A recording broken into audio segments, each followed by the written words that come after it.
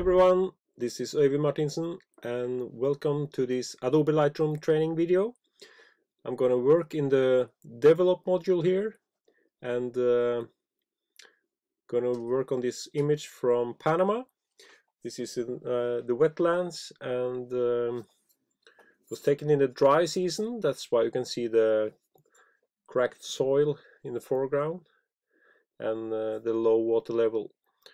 So this is an area I have visited many times, and I want to share my methods by how I develop this photograph with you. So let's go to work. First of all, I want to warm up the color temperature a little bit to the right here on the on the color temperature, and then I want to increase the contrast because we need more contrast here.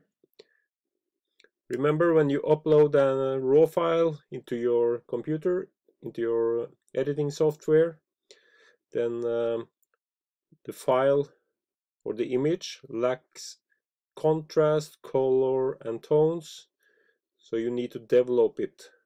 It's just like we had the old black and white negatives in the old days, and we had to develop the final photo. So let's continue. We have done the contrast. I also want to increase the darkness in the cracks here, so I go to blacks. I want to drag the blacks a little bit to the left and darken the black area. The black area is visible here in the histogram. Here on the left side you can see blacks, and when I drag the black to the left here, it's getting darker or lighter. So blacks influences the contrast in the image. So, and I want more contrast here. I think down here is fine. Now we have a stronger contrast here in the foreground, and also here on the clouds. Next I go to the clarity, and the clarity sharpens the medium tones in the image, so drag it up to around 25.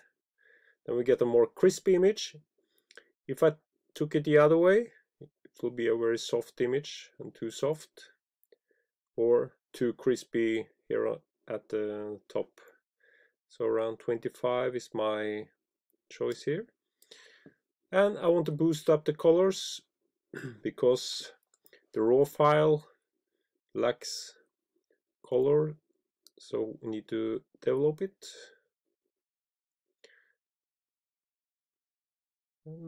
Up to 45. You see now the blue come in, the blue sky, much better.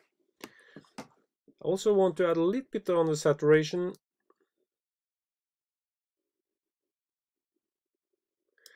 So now I have a mix of warm tones here in the foreground and colder tones here on the sky, and that's a nice contrast in tones. We also have contrast in the foreground here with the dark cracks and the lighter soil here. I also like this tree. It's very interesting in the frame, and also the plants here. So let's continue. How much the values here on the vibrance and saturation is also depending on the settings from the camera, and we can go down and take a look here. So I shoot in Adobe standard in my camera, but if I shot in camera landscape, for example, then the image would have more saturation, you can see here. So then I have to go down, tune down the saturation and vibrance up here if I worked in that mode. So you have to consider that, but normally I work in Adobe standard, and that's my choice. So let's continue. We can go further down. I'm gonna do the sharpening. That's on the details section. I drag it up to 58 and the radius 1.1. I want to do the masking, use the masking tool, and the masking tool masks the parts of the image that don't need sharpening. So I press the option button on the keyboard, and when I drag the slider to the right, you see the dark areas. They are areas that will not be sharpened, because you don't need sharpening in the blank surfaces, the dark areas, or the very white areas. So you get better quality on your image if you do that. And you can see the equipment I used, or the lens. I used the 18mm Carl Zeiss wide angle lens, and I like to work close to the ground, so I'm about 50 centimeters above the ground. Then I can arrange the foregrounds in a much better way than if I was higher up. And you can see also the settings here: ISO 200, aperture f22 for large depth of field from the foreground to the background, and the shutter speed was 1/13 of a second. I also want to go down and enable the profile correction for that lens. See, each lens has its optical deviations, and we can correct them here in Lightroom. Just check this button here, click, check this box. And I also want to remove the chromatic aberration, and the chromatic aberration can be color lines that appears between the horizon and the sky. We can have different colors: yellow, red, blue, green. I also want to click here on the profile because I want to pick up the vignette that was originally there from my lens. Then I get, so you see, then the edges of the frame will be a little bit darker, and I like that because then I keep the viewer inside my frame and not at the edges.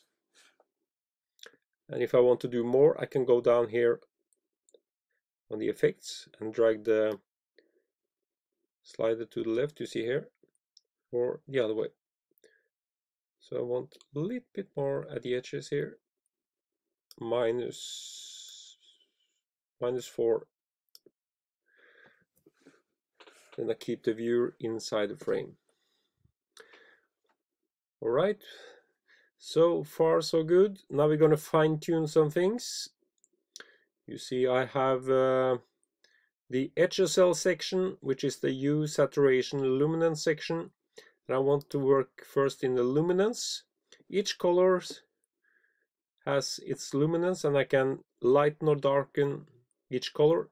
And I want the blue to be a little bit deeper blue, so I drag the slider to the left. You see here, this is too much, this is too little, but I want a little bit more density in the blue. There we go. And I want the green here to be a little bit lighter, a little bit up on the green. And very often when I adjust green, I also have to adjust the yellow because they are connected. You see here.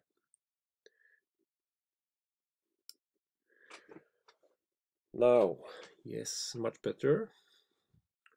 And then we go from luminance to saturation, and I go a little bit up on the green on the saturation, and a little bit up on the yellow, and then a little bit up on the blue on the saturation. Not too much, not like this, and not like this, but just fine tune it. Now it looks like the old Fujichrome Velvia slide films in the old days when we used film. So with strong colors, nice contrasts. Now in the digital world, we can develop our images in black and white or all the different colors and tones. So before, in the old days, we could buy different films with different qualities. Now we have all the old films inside one raw file, and we can develop it the way we want. So it's up to you what you do. Do you want strong colors? Do you want strong contrast or less color or less contrast? It's up to you. So it's your creative choice. So there are no truths here. So you just have to work your way. So I'm gonna do one last thing, and that is fine tune the color temperature. I'm gonna drag it a little bit colder to the left there.